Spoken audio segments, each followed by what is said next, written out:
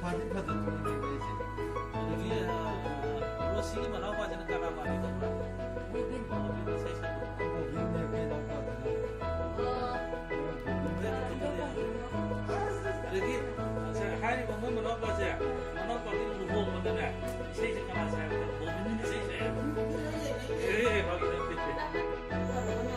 파도. 땀이 나야. 내가지고 또 비싸다. 아유, 이 사람 짜리거든. 짜도 짜래.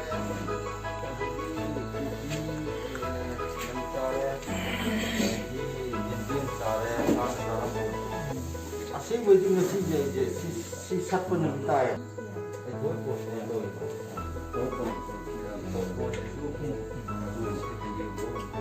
이거 보면 너가 또 눈뽕 남기도 또